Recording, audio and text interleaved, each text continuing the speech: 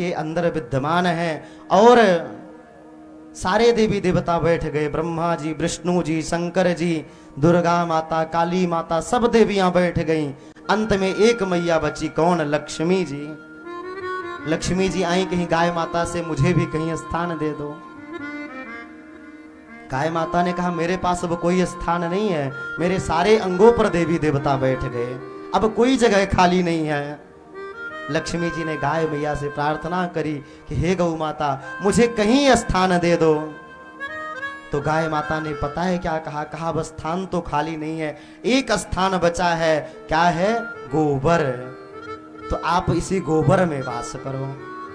तो मानो लक्ष्मी मैया गाय के गोबर में वास करती हैं, इसीलिए हम गाय के गोबर को गौर बना करके, गौरी मैया बना करके पूजन भी करते हैं। गाय के गोबर से बढ़िया अंदर ले जा करके उसको लिपाई करते हैं। तो गाय के गोबर में भी लक्ष्मी मैया का वास है। अब गावो विश्वस्य मातरः, अरे जिस गाय की रक्षा के लिए हमारे गोविंद का नाम गोविंद पड़ गया, गाय को पालने के लिए नाम गोपाल पड़ गया, आज वह गाय सड़कों में घूमती फिरती नजर आती है। मन में बड़ा कष्ट होता है कि हे गोविंद, हे गोपाल, अब कब आओगे इन गायों की रक्षा के लिए? क्योंकि जब गाय नहीं होगी तो सारा संसार की परिकल्पना नहीं की जा सकती।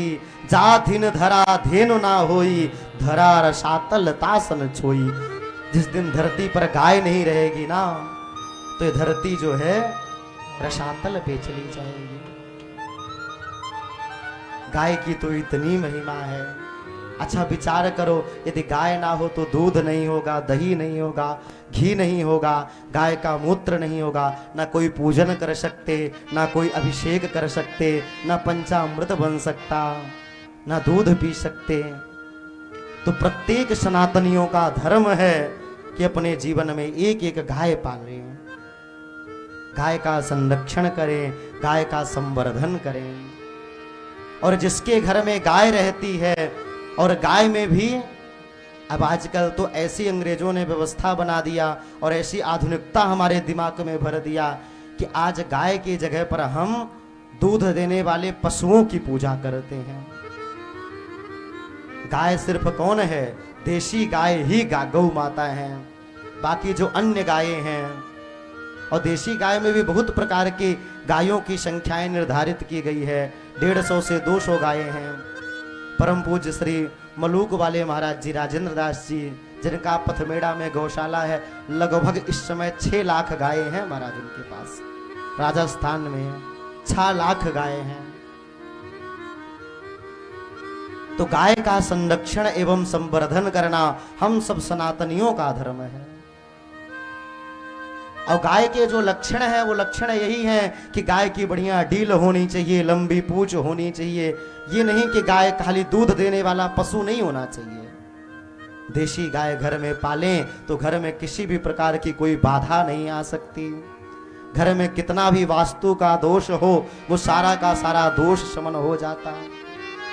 बच्चों को नजर लग जाए तो गाय के पूंछ से झाड़ा लगा दो तो सारा नजर दूर हो जाती है। गाय का दर्शन केवल कर लो तो सारे के सारे तीर्थ, सारे के सारे धाम और सारे के सारे यज्ञादियों का फल मिल जाता है। गाय की बहुत बड़ी महिमा। और एक समय होता था जब भारत में इतनी गाय रहती थी, इतनी गाय भारत में हुआ करती थी कि लोग दूध से नहाते थे। कभी पहले आप बुजुर्गों के जो हमारे यहाँ पर वृद्धजन बैठे हैं, कभी इनके पांव छुओ तो ये क्या कहते हैं? दूधो नहाओ पूतो फलो, यानी कि दूध से नहाओ और पूतो फलो। यानी भारतवर्ष में इतना दूध हुआ करता था कि लोग दूध से नहाते थे।